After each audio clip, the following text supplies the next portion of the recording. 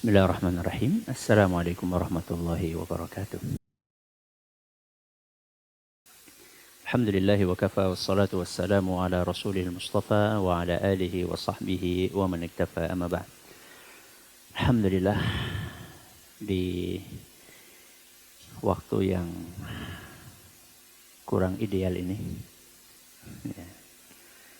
kita bisa dipertemukan oleh Allah Azza wa Jalla di majelis yang mulia ini. Semoga semangat kita bisa mengalahkan rasa kantuk kita. Baik. Hari ini kita akan memasuki bab baru dalam kitab Al-Wasithiyah karya Syekhul Islam Ibnu Taimiyah rahimahullah, yaitu tentang sifat ridha Allah Azza wa Jalla dan sifat marah. Sifat apa? Ridha dan sifat marah. Kalau sifat ridha, insya Allah penolakannya nggak terlalu banyak.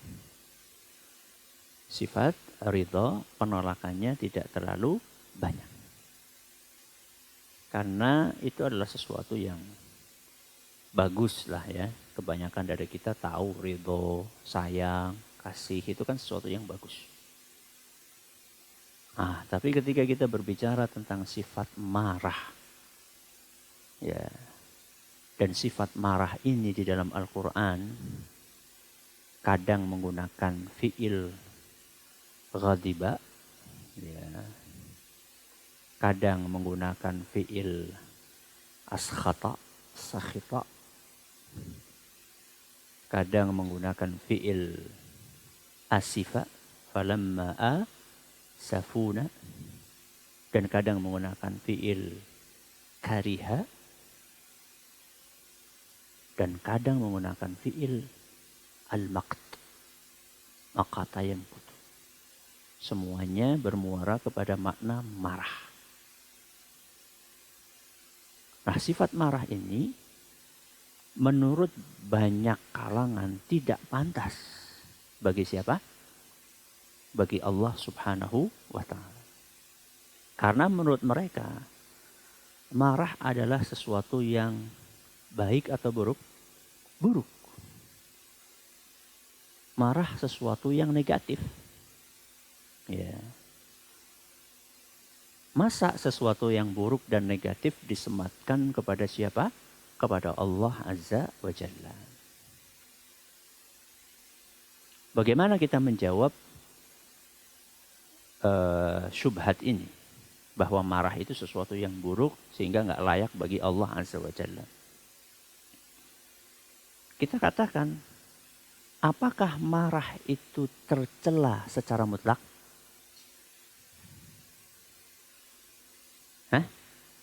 Tidak. Marah itu tidak tercela secara mutlak. Tergantung apa? Tergantung apa? Tergantung sebabnya. Terus tergantung apa lagi? Tergantung sebab sama pemicu sama. Tergantung objeknya. Ya. Tergantung porsinya. Jadi marah itu enggak selalu tercela. Tergantung apa tadi? Sebabnya, terus tergantung objeknya, terus tergantung porsinya. Ini orang kerjaannya marah-marah terus. Bagus atau jelek? Jelek. Karena porsinya berlebihan. Ya. Nggak tahu nih, datang-datang marah-marah. Bagus atau jelek? Jelek. Kenapa? Karena tidak ada sebabnya. Atau karena sebabnya sepele.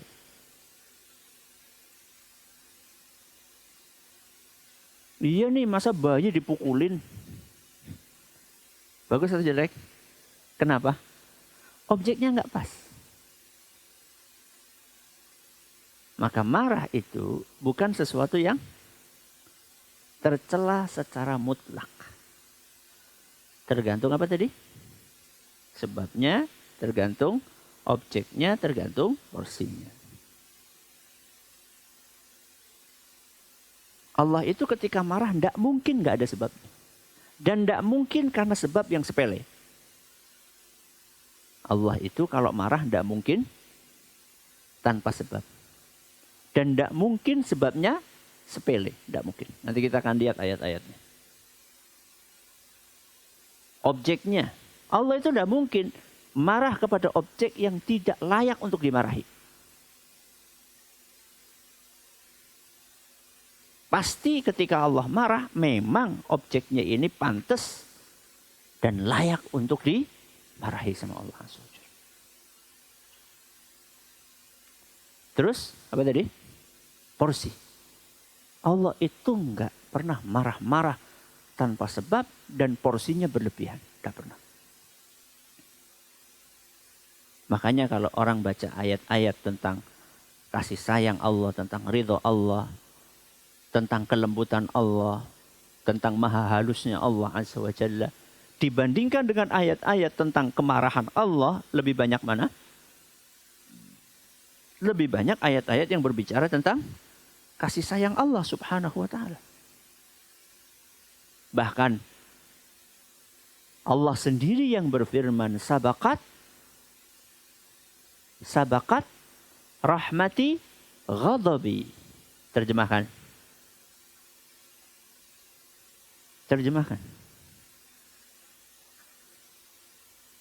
Kasih sayangku melampaui kemarahanku. Ada yang lain?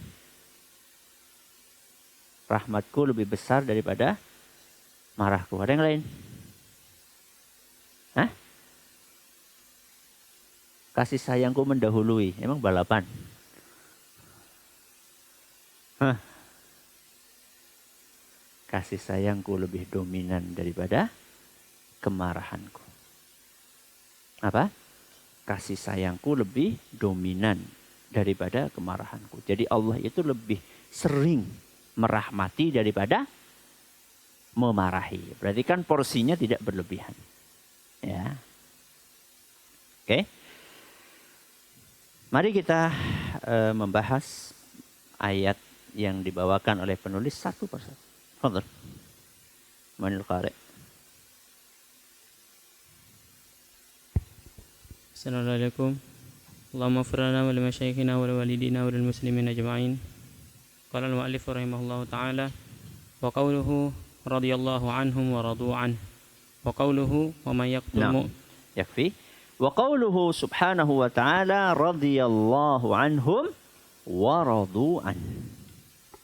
Di dalam ayat ini Allah Azza wa Jalla mensifati dirinya dengan sifat ridha dan mensifati para hambanya juga dengan sifat ridha. Berarti yang memiliki sifat ridha siapa? Allah atau manusia? Dua-duanya. Dua-duanya. Sama atau beda ridhonya Allah dengan ridhonya manusia? Sangat berbeda. Nggak mungkin sama. Jadi kalau menetapkan sifat ridho bagi Allah adalah tasbih. Lantas bagaimana kita membaca ayat ini? Allah Azza wa Jalla menggandengkan antara ridhonya siapa? Allah dengan ridhonya makhluk. Gimana untuk menjawab ayat ini? Kalau menetapkan sifat ridhonya Allah adalah tasbih. Kita sebagai ahlus sunnah wal jamaah meyakini bahwa ridhonya Allah sesuai dengan keagungannya dan ridhonya manusia sesuai dengan kekurangannya. Baik, radhiyallahu anhum. Allah ridho kepada hamba-hambanya. Ridho atas apa? Ridho atas amalan-amalan yang ikhlas yang mereka kerjakan yang sesuai dengan tuntunan Rasulullah SAW. Jadi Allah akan ridho kepada hambanya manakala dia menjalankan perintah-perintah Allah secara ikhlas dan sesuai dengan aturan yang digariskan olehnya. Waradu anhu. Dan juga para hamba yang beriman mereka ridho dengan Allah. Ridho atas apa? Ridho atas balasan yang Allah berikan kepada mereka. Ridho atas balasan yang Allah berikan kepada mereka. Berupa apa? Berupa surga. Sampai nanti di hari kiamat. Masing-masing dari orang yang beriman merasa puas sepuas-puasnya dengan derajat yang dia tempati di surga.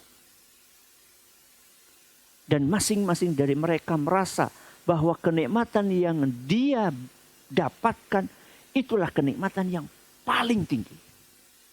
Tidak ada manusia yang mendapatkan kenikmatan yang serupa dengan dia. Padahal bisa jadi orang itu derajatnya paling rendah di surga. Orang yang terakhir masuk surga kan disuruh untuk masuk ke surga sama Allah Azza wa Jalla. Udkhulil jannah.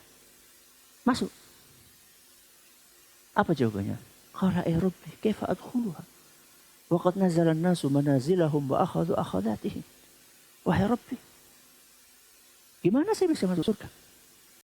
Semua yang ahli surga sebelum saya sudah masuk semuanya. Dan mereka sudah ngambil kenikmatan-kenikmatan yang ada di dalamnya. Jadi dia pikir kaplingannya, udah penuh, udah habis. Saya dapat apa? Apa kata Allah Azza wa Jalla? Atarda an yakuna laka mithlu mulki malikin min muluki dunya? Kamu ridho enggak? Kamu terima enggak? Kalau aku beri seperti kekayaan seorang raja di muka bumi. Bukan camat, bukan lurah, tapi apa? Raja, presiden. Mau? Apa jawabannya? Mau nggak? Mau lah. Wong terakhir masuk surga kok. Bisa masuk surga aja? Alhamdulillah. Dikasih seperti kekayaan seorang raja. Raditu ya Rabbi, wahai Rabbi, saya terima. Ternyata Allah Azza wa Jalla ingin menjelaskan kepada dia bahwa apa yang dia dapatkan lebih dari itu. Lakadzalika wa mithluhu wa mithluhu wa mithluhu wa mithluhu wa mithluhu. Engkau akan kuberi seperti kekayaan seorang raja. Dikalikan berapa? 5 kali lipat. Berapa? 5 kali. Raditu ya Rabbi, cukup wahai Rabbi, sudah. Ternyata Allah Azza wa Jalla masih menambahkan lagi. Lakadzalika wa asyaratu amthalihi. Dan engkau akan aku beri seperti itu masih dikalikan 10 kali lipat. Berapa kali lipat? 50 kali lipat kekayaan seorang raja. Itulah manusia yang derajatnya paling rendah di surga. Gimana yang lebih tinggi? Gimana yang di surga Firdaus? Bersama dengan Nabi kita Muhammad sallallahu alaihi wasallam. Maka wajar kalau Allah kemudian mengatakan radhiyallahu anhum wa radu'an. Allah ridho atas amalan mereka dan mereka ridho atas balasan dari Allah Azza wa Jalla. Ini di dalam ayat ini ada penetapan sifat ridhonya siapa? Allah Azza wa Jalla ala ma yaliku bijalalihi. Sesuai dengan keagungan Allah, tidak mirip dengan ridhonya manusia. Lanjut.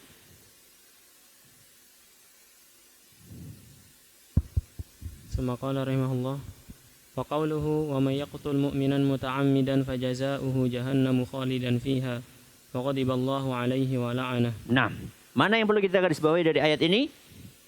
Wa ghadiballahu alaihi. Jadi dari ayat ini dengan gamblang, dengan sharih Allah Azza wa Jalla mengatakan wa ghadiballahu.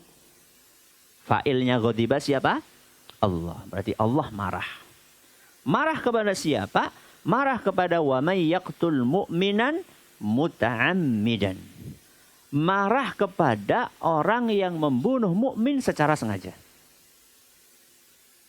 Membunuh mukmin secara sengaja. Kalau membunuh kafir gimana? Membunuh kafir gimana? Tafsil. Tafsilnya gimana? Tergantung kafir apa. Kalau kafir dhimmi, tidak boleh. Kafir muahad, tidak boleh. Terus kafir yang mana? Harbi. Oke. Berarti kata mukmin ini untuk mengeluarkan selain yang mukmin. Wa may yaqtul mu'minan muta'ammidan, secara sengaja. Membunuh secara sengaja. Berarti kalau nggak sengaja? Kalau nggak sengaja, tidak dapat kemarahan Allah. Taunya sengaja atau tidak sengaja gimana? Membunuh sengaja sama nggak sengaja sih gimana? Hah? Pertama, apakah mukmin itu maksum atau tidak maksum? Ya, maksum itu maksudnya dia tidak melakukan hal yang mengharuskan dia untuk dibunuh. Contohnya, berzina muhson. Berzina muhson. Sudah nikah berzina. Ini berhak untuk dibunuh? Berhak.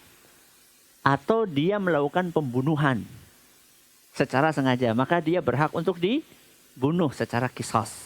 Ya. Jadi membunuh secara sengaja itu adalah membunuh mukmin yang maksum. Yang tidak punya kesalahan. Bima yaghlibu ala dhanni mautuhu bihi. Menggunakan alat, ya. Menggunakan apa? Alat yang memang alat itu bakal membunuh. Alat ini kalau dibacokkan, kalau diarahkan ke orang itu bakalan membunuh. Contohnya, golok. Apa lagi? Celurit. Apa lagi? Pedang. Ya. Dan teman-temannya. Geraji besi. Ya. Anak nggak sengaja kok. Geraji besi nggak sengaja. Nggak sengaja itu apa misalnya? Ini pensil.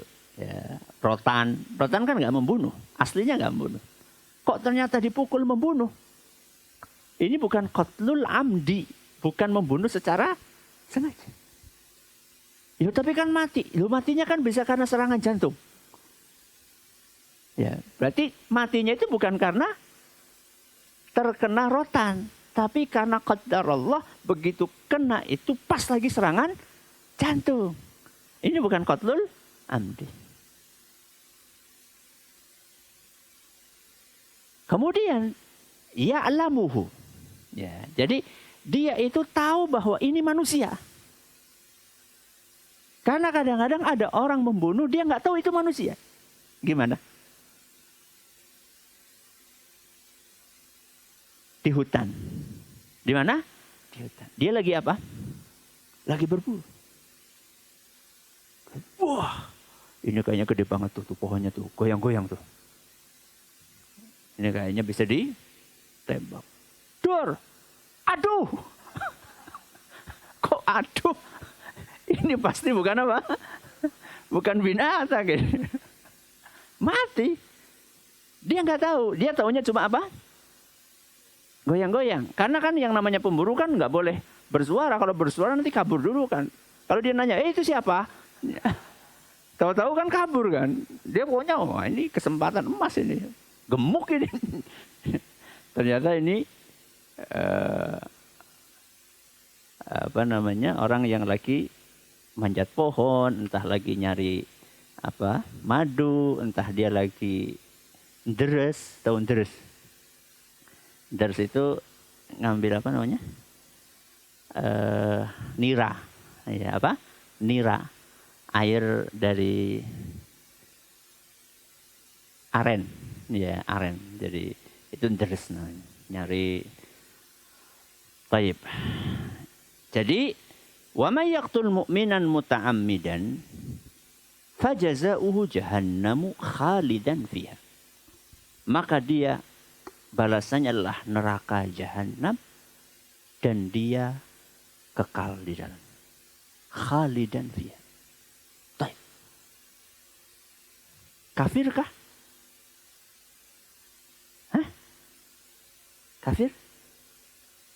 Kok kekal? Pelaku dosa besar, pembunuhan, kalau dia adalah seorang muslim, setelah dia membunuh, statusnya muslim atau kafir? Muslim. Selama ini yang kita yakini, yang kekal di neraka adalah orang kafir atau musyrik. Baik, bagaimana kita memahami ayat ini? Kita kembalikan kepada makna al-khulud di dalam bahasa Arab. Al-khulud di dalam bahasa Arab arti aslinya adalah al-muqsu tawil. Apa? Al-muqsu at-tawil. Tinggal dalam waktu yang lama. Tinggal dalam waktu yang lama itu bahasa Arabnya apa tadi? Al-khulud. Berarti yang dimaksud di sini adalah bukan kekal selama-lamanya, akan tetapi dia akan dimasukkan di neraka dalam waktu yang lama.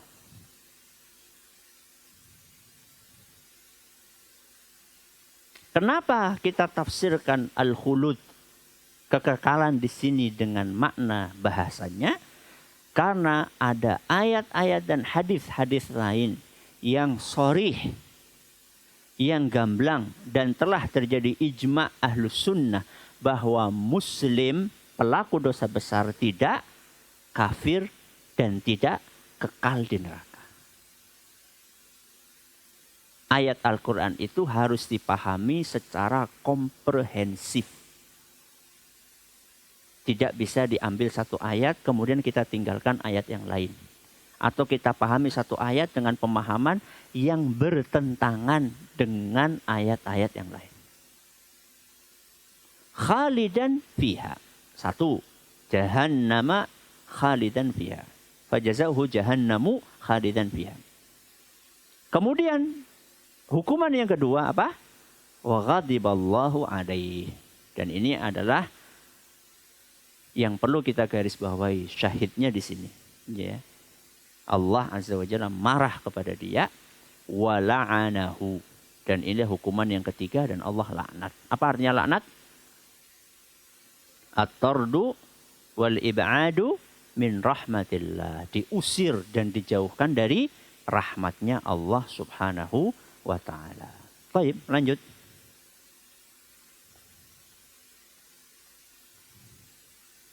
Qala rahimahullah, assalamualaikum.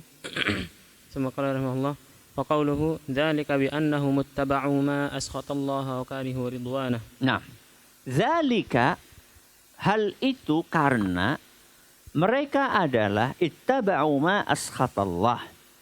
Mereka mengikuti hal-hal yang membuat Allah marah.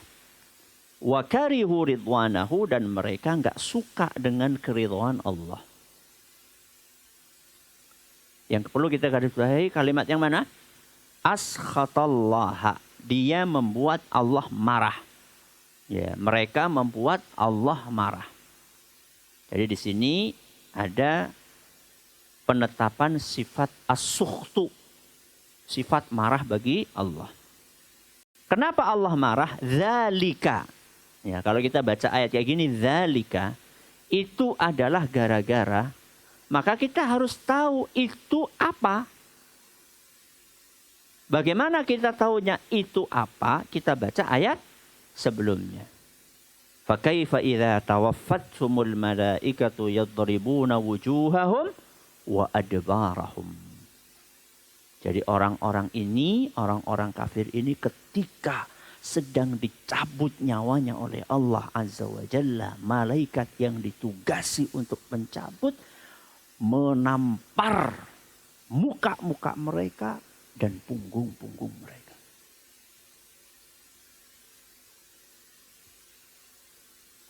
Jadi proses pencabutan nyawa antara orang yang beriman dengan orang kafir itu sama atau beda? Beda.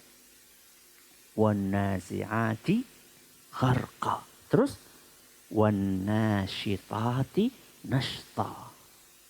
Sama-sama pencabutan nyawa. Tapi yang satu dicabut dengan kasar. Wan-nazi'ati gharqa. Dan yang satu dicabut dengan halus. Wan-nasyitati nashta. Yang satu dicabut seperti dicabutnya besi yang bercabang-cabang, yang nyangkut di kapas yang basah. Ya, besi yang banyak apanya? Cabang-cabangnya, duri-durinya nyangkut di mana? Kapas yang basah sehingga susah dicabut, akhirnya dipaksa. Karena disuruh keluar nyawanya nggak mau. Ya ayyatuhan nafsul khabithah. Ukhruji ila ghadabin minallahi wa sakhat. Wahai nyawa yang hina, keluarlah engkau untuk menjemput murka Allah subhanahu wa ta'ala. Nyawa yang sudah di mana? Kerongkongan tinggal keluar, mendengar bentakan malaikat itu kembali masuk ke dalam, gak mau keluar. Ngotot gak mau keluar. Karena gak mau keluar akhirnya dicabut dengan paksa. Sehingga urat-uratnya pada putus.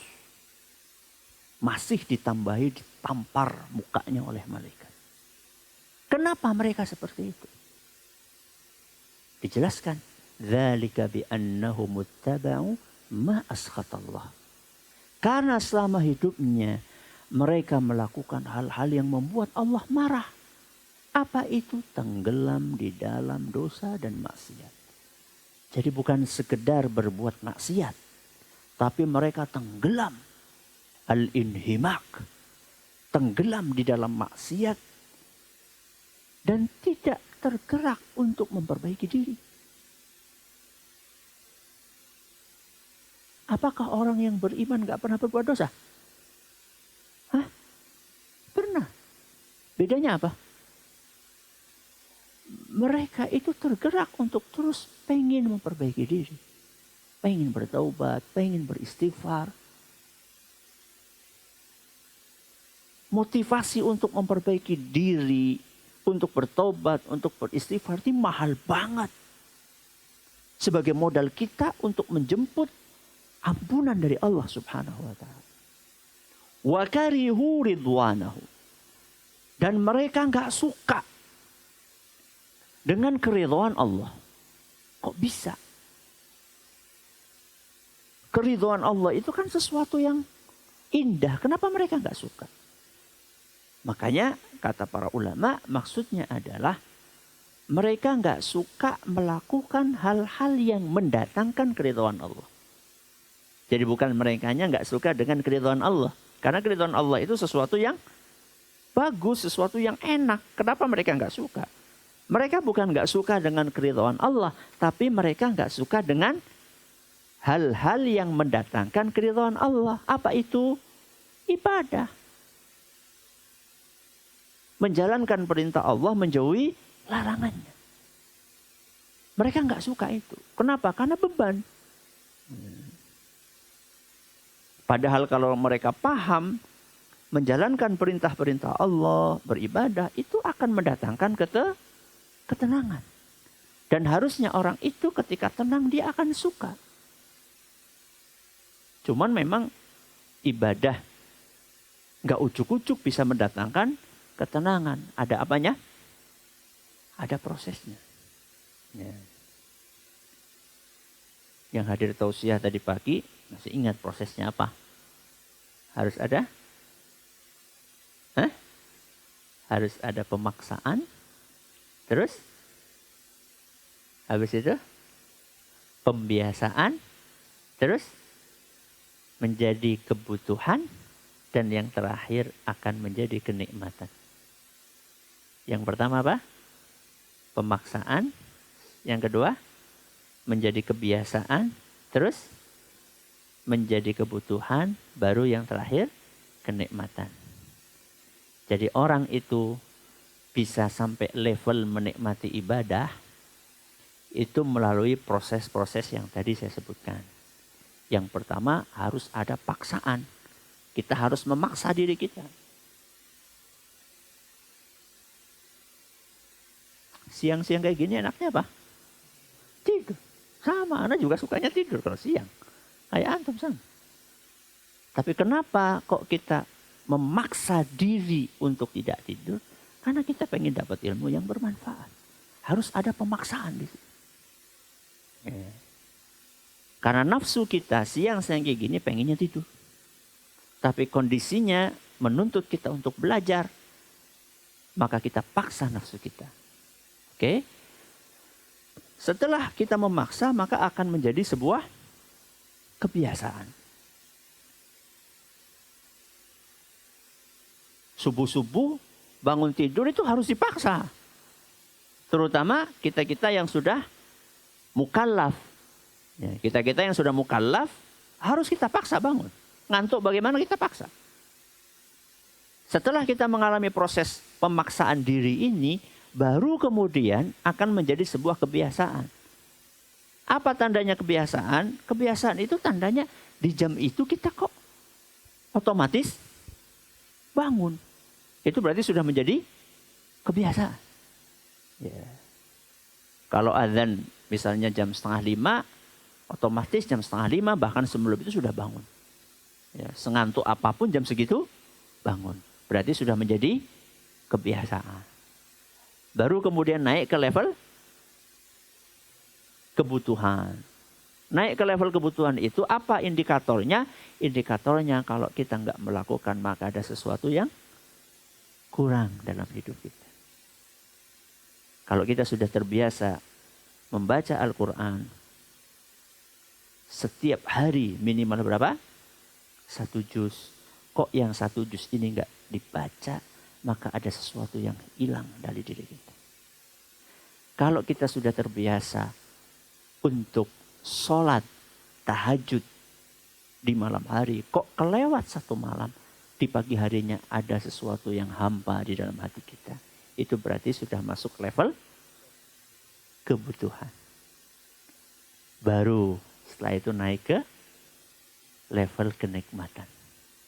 Apa indikatornya? Indikatornya selalu merasa kurang. Selalu merasa kurang.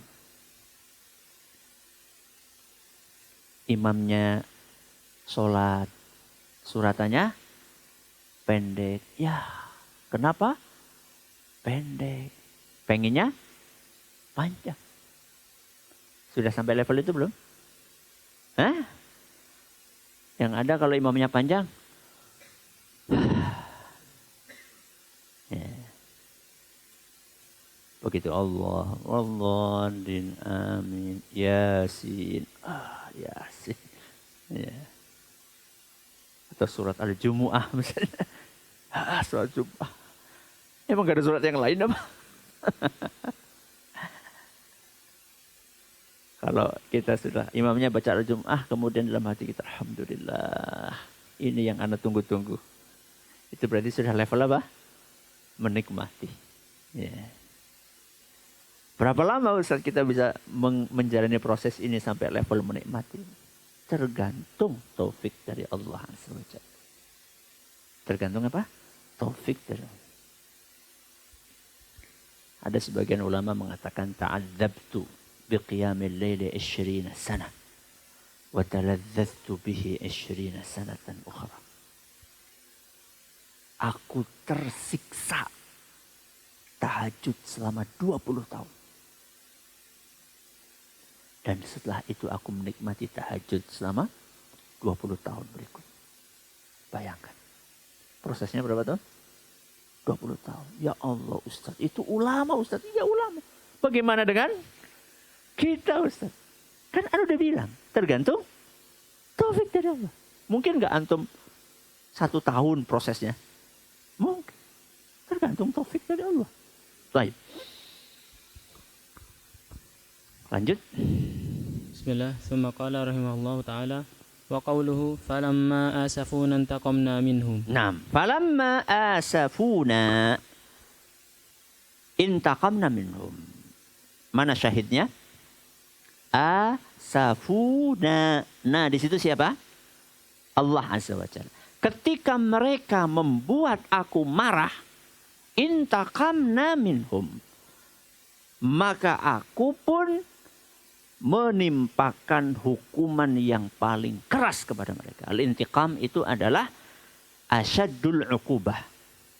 Ya, al-intiqam itu bukan sekedar hukuman, tapi hukuman yang paling keras. Ya. Jadi ketika mereka membuat kami marah, ya, dengan apa? Ya dengan perbuatan-perbuatan dosa yang mereka kerjakan. Ya. Dan kalau kita perhatikan rata-rata dari mereka yang dihukum, diazab sama Allah memang keterlaluan banget. Dibayangkan ya kaumnya Nabi Nuh didakwain sama Nabi Nuh berapa tahun? 950 tahun. Bayangkan. Kita aja dakwah mungkin 10 tahun di kampung, kok nggak ada yang mau nerima. Komentar kita apa? Wah, atos lagi. Pindai. Pindahnya. Susah nih. Padahal cuma berapa tahun? 10 tahun. Ini 950 tahun. Dan kata Nabi Nuh, lailan wa nahar, siang malam. Bayangkan, siang malam didakwai 950 tahun. Kok nggak beriman? Ini memang nggak pantas untuk tinggal di bumi. Makanya sama Allah dihabiskan, ditenggelamkan. Karena orang kayak gini nggak layak untuk hidup di muka bumi. Jadi Allah itu marah-marah, nggak tanpa sebab. Enggak, memang mereka layak untuk mendapatkan azab tersebut. Layak untuk mendapatkan hukuman yang paling keras. Kaumnya Nabi Lut juga sama. Ya. Mereka adalah manusia-manusia yang tidak pantas untuk hidup di muka bumi. Sehingga oleh Allah Azza wa Jalla bukan hanya dibalikkan buminya. Masih dilempari batu pula dari langit. Jadi sudah dikubur masih diuruk lagi dengan batu-batu dari langit. Sudah ini gak bermanfaat keberadaan mereka buat manusia di muka bumi. Ya.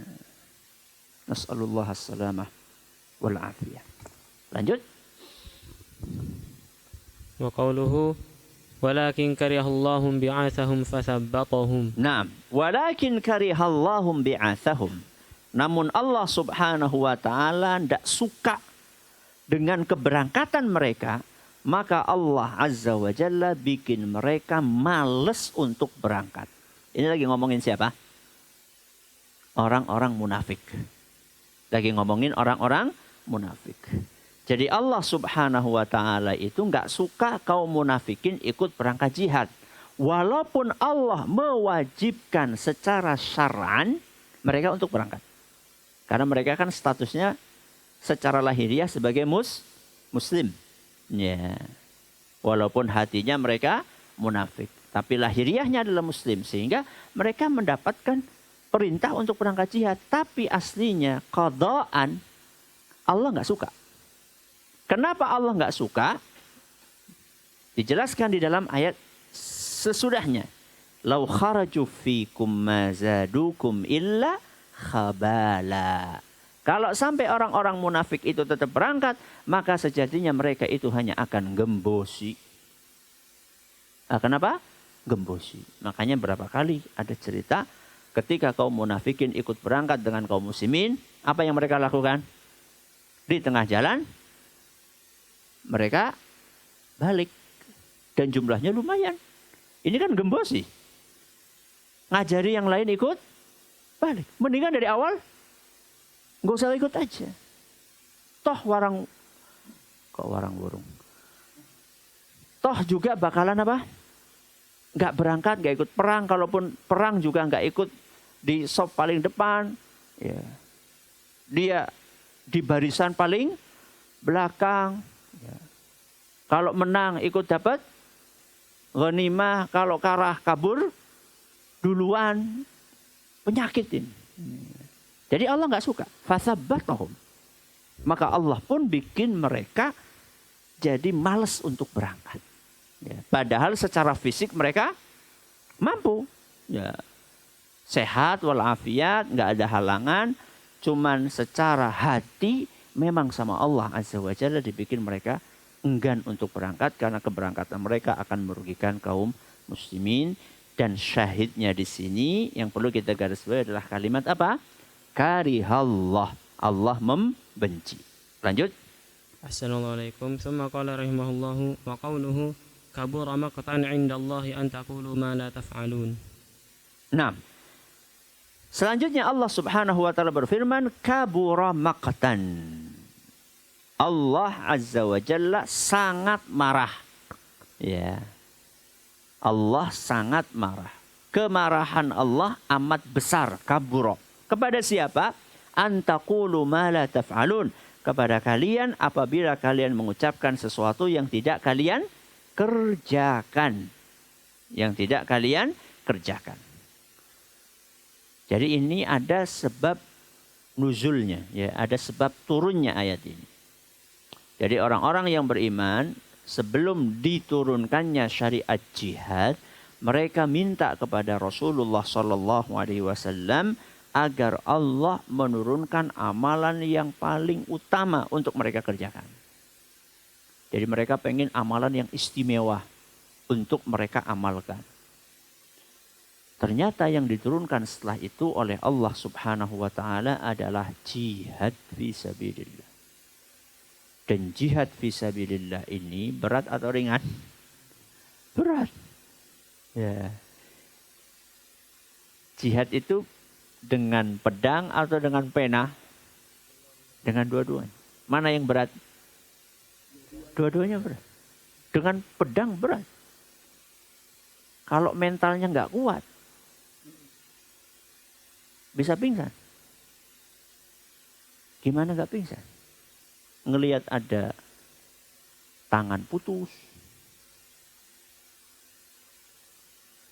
ngelihat ada kepala gelundung di hadapan dia. Gimana nggak apa? Nggak serem. Ya. Itu kalau orang lain. Dia pun juga kemungkinan seperti itu. Pulang tangannya tinggal satu. Pulang telinganya tinggal satu. Pulang hidungnya tinggal separuh. Itu kan berat. Ya. Taruhannya nyawa dan fisik. Maka begitu turun syariat jihad itu banyak yang merasa berat. Termasuk jihad dengan pena pun juga berat.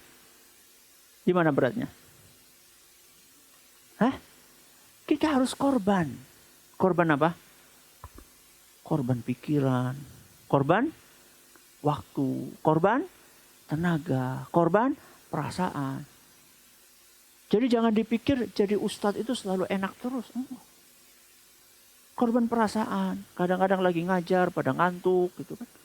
Korban perasaan. Ya. Yeah. Dan ingat, ketika antum diajar ngantuk, akan datang suatu saat antum ngajar murid antum ngantuk. Al jaza'u min jinsil amal. Ana bukan lagi nakut-nakutin, tapi lagi menjelaskan realita. Korban perasaan. Korban perasaan. Korban waktu. Karena kita harus berdakwah kemana, harus dakwah lagi kemana lagi. Waktu kita buat keluarga akan berkurang. Waktu kita untuk anak kita akan berkurang. Waktu kita untuk pasangan kita akan berkurang. Korban. Korban waktu, korban pikiran, harus nyiapin materi. Ya. Jangan dipikir ngajar itu begitu saja tanpa ada persiapan. Kalau kita mau kayak orang-orang yang ngisinya ngawur, ya bisa-bisa aja. Tapi kan kita nggak mau. ngisi pengajian tanpa apa? Tanpa persiapan nggak mau kita. Karena kita takut yang kita ajarkan sesuatu yang salah. Boro-boro dapat amal jariah, tapi malah dapat dosa jariah. Ya. Berat.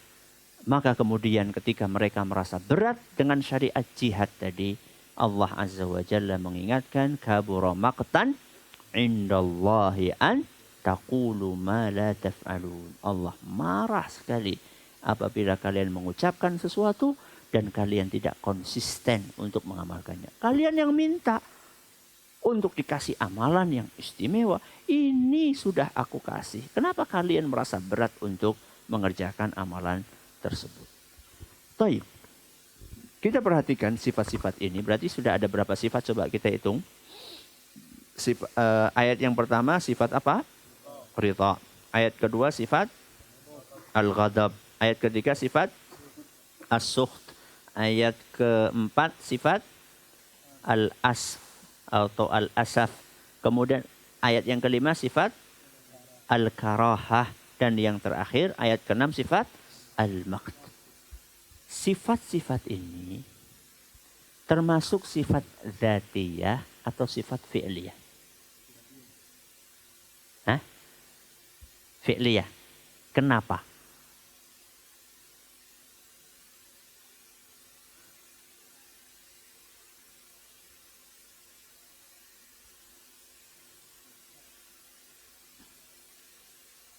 Nah, ahsanta.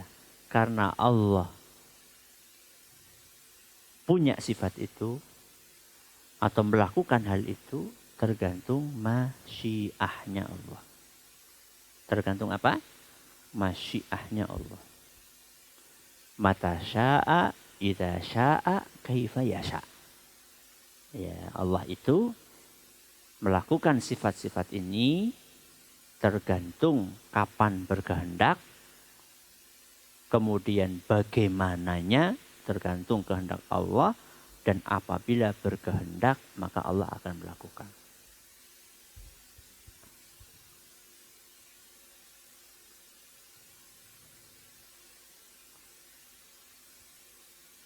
Berarti ada suatu saat Allah nggak ridho?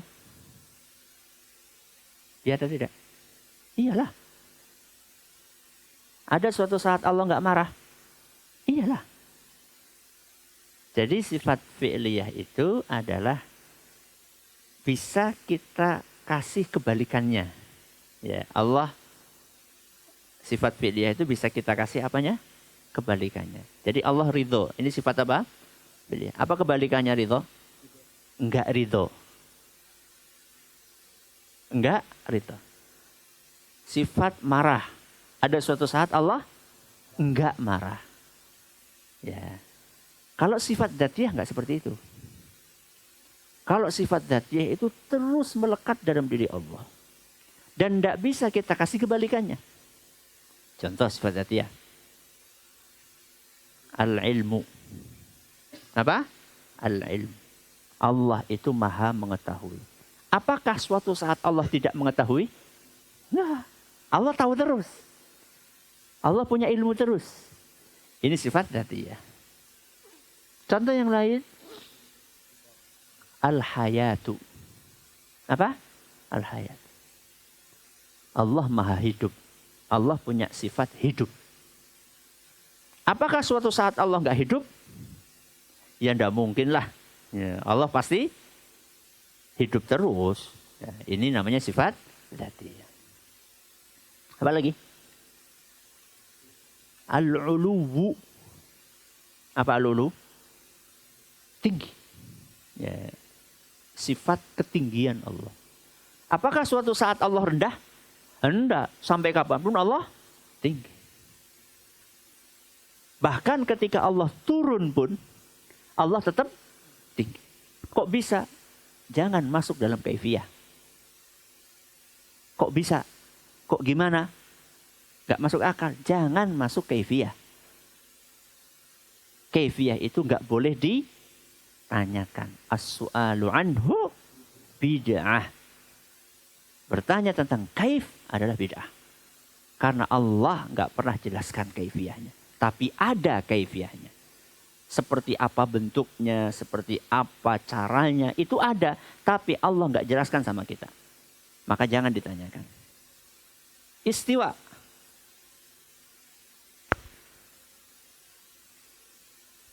Fi'liyah tadi.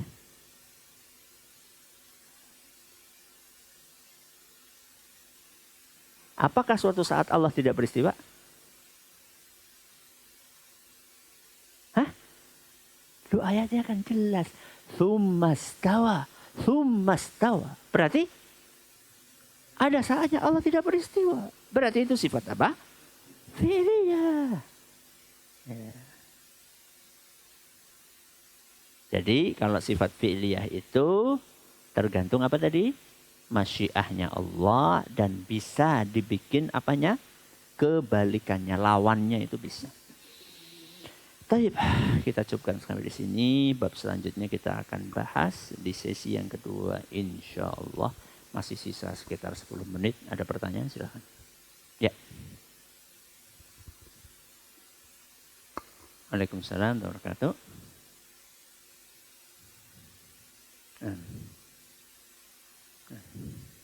Ustadznya hafizahullah dan keluarga dan seluruh kaum muslimin. Amin amin ya rabbal alamin. Jazakumullah khairan Ustadz atas ilmu dan kesempatannya. Mohon izin bertanya Ustadz, belajar dari permintaan para sahabah yang meminta kepada Rasulullah itu untuk diberikan amalan yang terbaik atau utama. Bagaimana cara kita untuk memilih diksi atau kata yang berdoa kepada Allah? Karena misalnya kadang kita minta kesabaran, kemudian Allah berikan ujian yang tidak mudah, tapi mungkin hasilnya adalah kesabaran seperti itu Ustaz. Atau mungkin cara-cara berdoa yang tidak berat untuk kita gitu ketika kita memintanya. Ya. Jazakumullah khairan Ustaz. Barakallahu fikum. Doa yang terbaik adalah doa yang redaksinya kita ambil dari Al-Quran dan Sunnah Nabi SAW. Tidak ada redaksi yang terbaik dibandingkan doa yang ada di dalam Al-Quran dan hadis.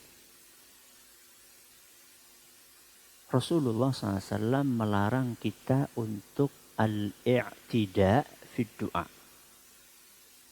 Untuk apa? Melampaui batas dalam berdoa. Itu dilarang sama Nabi SAW. Kapan itu terjadi? Itu terjadi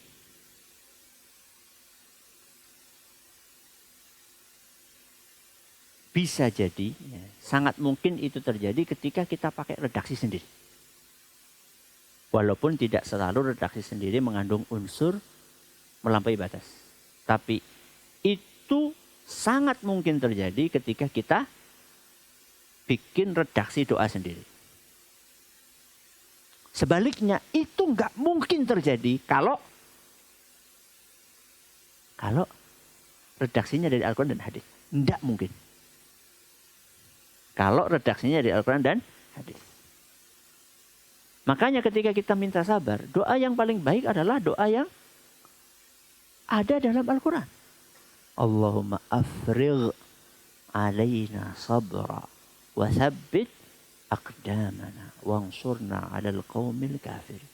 Allahumma afrigh alaina sabra. Ya Allah, curahkan kepada kami kesabaran. Kok kemudian Allah Subhanahu wa taala memberi kita ujian yang berat padahal kita mintanya apa? Kesabaran. Berarti Allah tahu bahwa kita akan berhasil melewati ujian itu dengan kesabaran. Beda cerita kalau kita minta sama Allah, ya Allah berilah aku ujian yang berat supaya aku bisa sabar. Saya nggak tahu ada doa seperti itu bunyinya dalam Al-Quran. Ya Allah berikanlah ujian yang berat. Betul sama Allah dikabulkan kasih ujian yang berat. Belum tentu sabar. Bahkan bisa jadi saking beratnya terus naudzubillah bunuh diri. Makanya Rasulullah SAW pernah menegur ada seseorang Sahabat yang kelihatan kurus, kering, sakit-sakitan, parah sakitnya. Gak wajar ini sakitnya. Maka Nabi SAW bertanya, kamu pernah ya minta sesuatu sama Allah Azza wa Jalla? Pernah. Apa yang kamu minta? Aku minta ujian yang paling berat.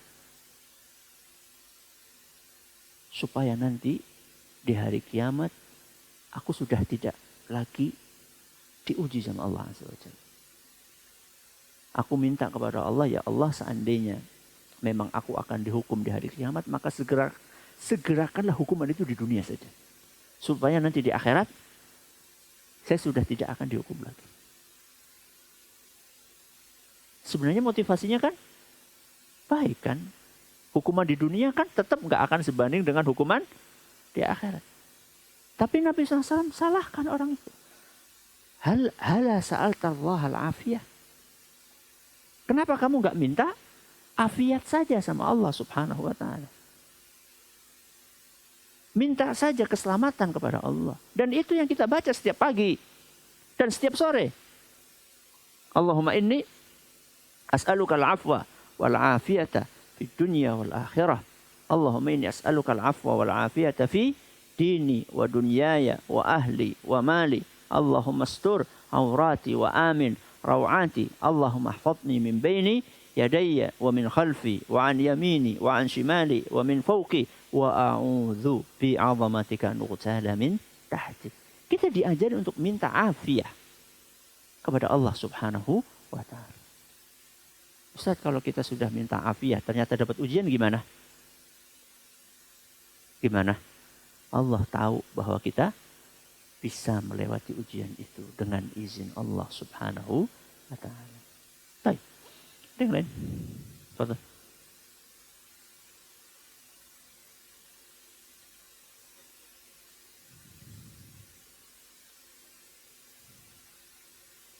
Dipaksa, terpaksa, dan terbiasa, dan sampai nanti mendapatkan kenikmatan.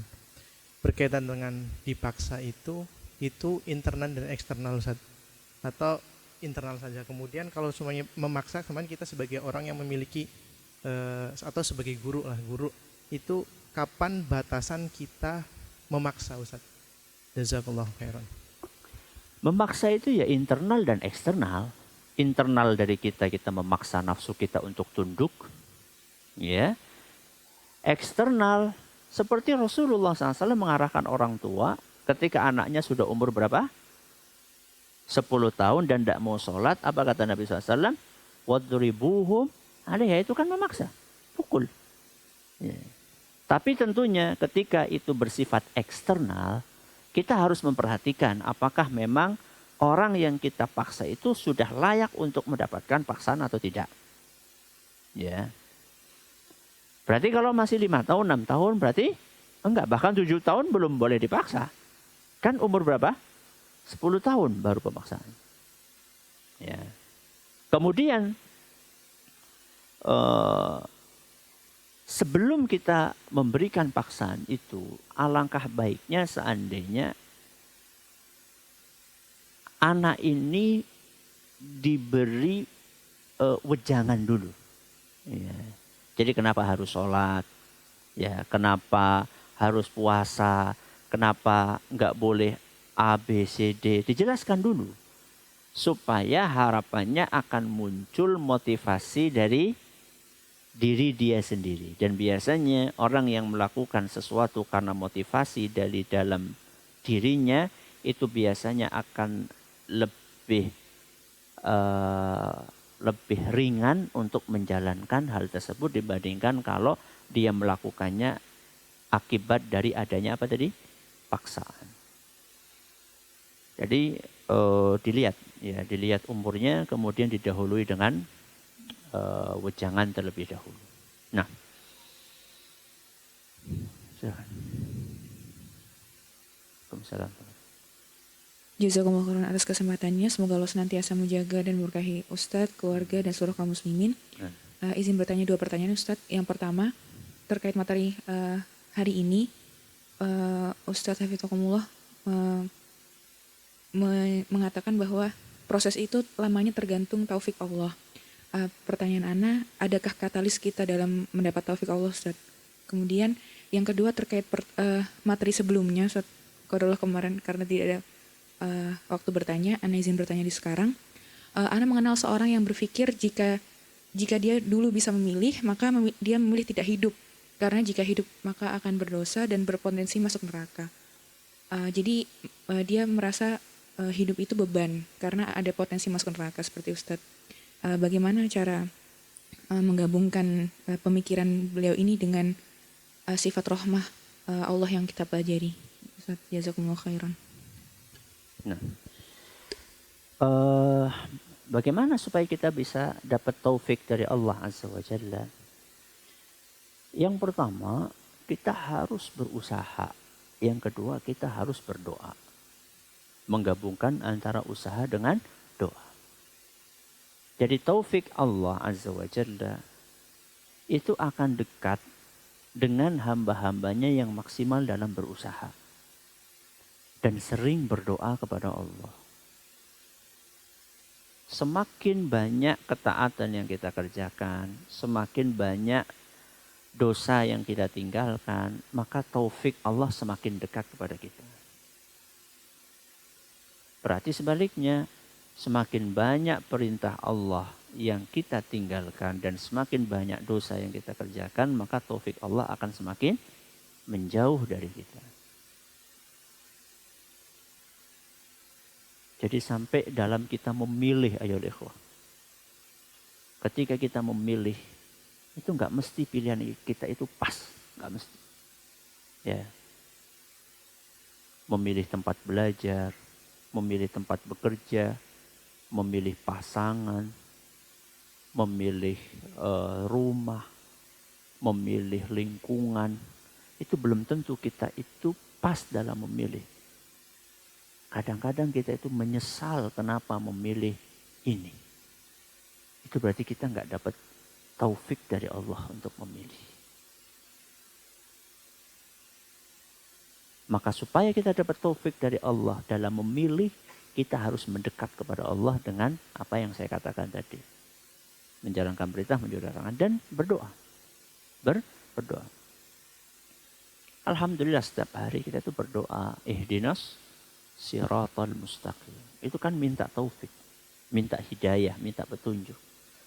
Cuman sayangnya saat kita membaca itu, kita membacanya sebagai sesuatu yang rutinitas, yang tidak diresapi maknanya. Coba kalau misalnya kita membacanya sambil meresapi, tunjukkanlah jalan yang lurus, baik itu dalam urusan dunia maupun urusan akhirat. Ya, andai kan kita betul-betul meresapi doa itu, insya Allah akan ada curahan taufik dari Allah diberikan kepada kita. Yang kedua, ada orang yang mengatakan andaikan saya bisa memilih. Baik. Sekarang itu sudah terjadi. Kalau sudah terjadi, daripada kita memikirkan sesuatu yang tidak mungkin untuk kita dapatkan, karena itu sudah terjadi, sebab kita sudah diciptakan di muka bumi, daripada kita menghabiskan waktu untuk memikir itu, kenapa kita tidak fokus ke depan? Jadi orang itu akan maju kalau dia fokus kemana? Ke depan. Rasulullah SAW mengajari kita untuk minta perlindungan dari banyak hal. Salah satunya dua. Al-ghammu dan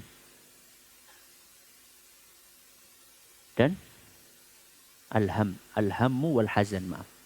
Apa? Al-hammu dengan al-hazan. Allahumma inni a'udzubika minal ajzi wal kasali. Allahumma inni a'udzubika minal hammi minal hammi wal hazani wal ajzi wal kasali wal jubni wal bukhli wa ghalabati daini wa qahri rijal. Yang kita garis bawahi adalah dua kalimat. Al-hammu dengan apa? Al-hazan. Al-hammu adalah mengkhawatirkan sesuatu yang belum terjadi. Al-hazan adalah merasa sedih berlebihan atas sesuatu yang telah terjadi. Ini dua penyakit yang berbahaya, yang merusak kebahagiaan seseorang. terlalu khawatir atas apa yang belum terjadi, itu merusak kebahagiaan. Terlalu sedih atas sesuatu yang sudah terjadi, itu juga merusak kebahagiaan. Maka apa yang mesti kita lakukan, kata Syekh As-Sa'di rahimahullah, fokus menjalankan apa yang ada di hadapan kita. Jadi masa lalu lewat, masa depan enggak tahu, yang ada di hadapan kita adalah hari ini, detik ini. Fokuslah di situ. Itu salah satu poin yang disampaikan oleh Syekh As-Sa'di dalam kitab beliau Al-Wasail Al-Mufidah lil Hayati As-Sa'idah. Sarana kebahagiaan hidup. Ya, yaitu fokus dengan apa yang kita hadapi hari ini. Jadi sampaikan kepada teman itu supaya ngapain kita mikirin yang sudah lewat. Oh, nggak akan terulang kok. Sudah fokus aja. Kita mau ngapain sekarang? Sudah jalan, takut nanti ada peluang masuk neraka. Ya sudah, gimana biar nggak masuk neraka? Yaitu melakukan perintah Allah. Fokus di situ. Supaya tahu perintah Allah gimana belajar. Berarti sekarang nomor 1 belajar. Belajar mana yang boleh, mana yang wajib, mana yang haram, yang harus ditinggalkan. Udah fokus di situ. Setelah belajar, sedikit-sedikit diamalkan. Sambil berdoa kepada Allah. Kan kita disuruh berdoa, Allahumma inni as'alukal jannah wa a'udzubika minan nar. Minta surga, minta supaya dimasukkan ke surga, minta dilindungi dari neraka. Ya, itu lebih baik daripada andaikan. Karena enggak mendatangkan manfaat apapun. Kita masuk. Dah. Kita salat asar dulu. Kita akan lanjutkan insyaallah di sesi yang kedua. Subhanakallahumma bihamdika asyhadu an la ilaha illa anta astaghfiruka wa atubu ilaik. Assalamualaikum warahmatullahi wabarakatuh.